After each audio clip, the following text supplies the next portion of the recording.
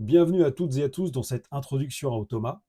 Automa, c'est quoi? C'est un logiciel gratuit qui vous permet d'automatiser toutes les interactions avec un site web en connectant simplement des blocs entre eux de façon ludique. Par rapport aux concurrents, Automa, comme je vous le disais, est gratuit.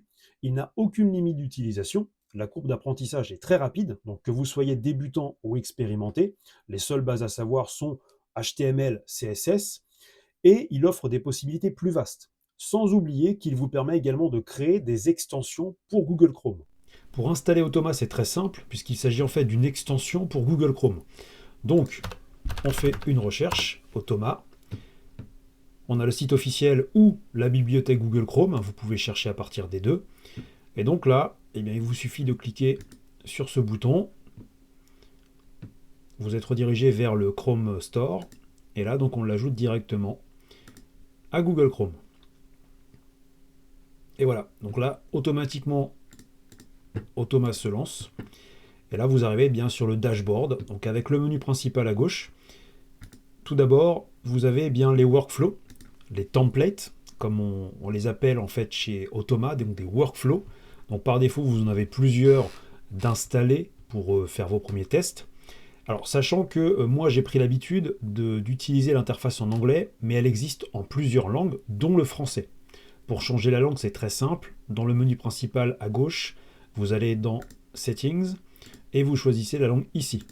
Donc l'interface sera entièrement traduite.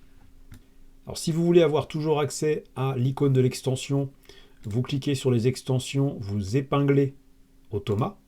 Donc de cette façon, il apparaît là. Donc il vous suffit de cliquer dessus.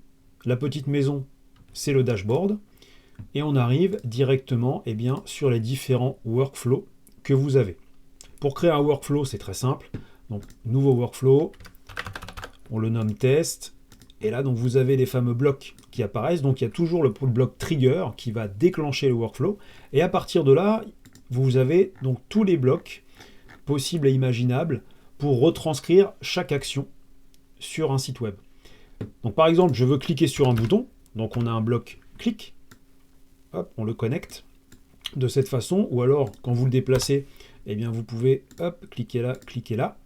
Ça connecte les blocs. Il y a plusieurs méthodes pour le faire. Admettons ensuite, on veut remplir, on veut saisir du texte dans un formulaire. Donc on a un bloc formulaire, donc que l'on peut connecter comme cela. On peut déplacer les blocs très simplement. On peut dézoomer, zoomer. Et après, il faut indiquer à Automa, si je clique sur un élément, sur un bouton, où se trouve-t-il? Donc c'est là où les bases en HTML et CSS sont utiles, puisqu'il faut lui indiquer où cliquer. Et même chose avec le formulaire, et c'est le même principe pour tous les blocs. Vous avez deux méthodes pour cibler un élément, soit en CSS, soit en XPath. Donc vous avez les deux choix. Si vous débutez, le plus simple, c'est d'utiliser ce qu'on appelle l'enregistreur. Donc l'enregistreur, en fait, ça va filmer toutes vos interactions et ça va les retranscrire en workflow Automa. Donc, par exemple, on va faire une recherche sur Google. Je clique ici, Record Workflow. Alors, on va l'appeler Google. Voilà. Et là, c'est parti. Vous avez la petite fenêtre en haut à droite qui indique qu'on est en cours d'enregistrement. Donc, c'est parti. Formation Automa. Je clique sur Recherche Google et j'ai les résultats. Super. J'arrête l'enregistrement. Je reviens sur Automa. Et là, voilà comment s'est transformé l'enregistrement. On a en tout 4 blocs qui ont été créés. Donc on a d'abord le bloc New Tab qui permet d'accéder à une URL dans un onglet du navigateur. Donc on est allé sur google.fr. Ensuite, on a rempli la case de formulaire pour saisir la requête dans laquelle j'ai saisi formation Automa. Ensuite, alors j'ai dû déplacer ma souris et le mouvement a été enregistré. Et enfin, j'ai cliqué sur le bouton qui lance la recherche Google. Donc tout a été enregistré et vous voyez en fait, cela a utilisé les fameux sélecteurs CSS. Donc ça a permis d'indiquer à Automa où cliquer, ou saisir du texte. Maintenant, on se fait plaisir, on vérifie si ça fonctionne. Donc on exécute le workflow. Et voilà, automatiquement, ça reproduit bien tout ce que j'ai montré à Automa. Donc vous voyez, c'est vraiment très simple et on peut très rapidement construire comme ça un workflow pour automatiser plein de choses. Parce que là, c'est une recherche sur Google, mais on peut très bien créer une boucle qui va aller exécuter des dizaines, des centaines de recherches sur Google à partir de mots-clés que vous allez saisir dans une liste, dans un Google Sheet. Bref, il y a plein de façons de faire et vous voyez, c'est très ludique, comme un jeu vidéo presque. On n'a aucun besoin de savoir coder, là, surtout dans le cas de l'enregistreur. Mais si vous aimez coder, pas de problème. Et parfois, ça peut même être utile pour certaines opérations complexes. Donc vous avez le bloc JavaScript qui vous permet de saisir tout le code JavaScript que vous voulez. Donc les possibilités tout de suite vont beaucoup plus loin. Et si vous voulez utiliser une API, aucun problème. Vous pouvez connecter n'importe quelle API à vos workflows Automa grâce à un bloc qui s'appelle HTTP Request.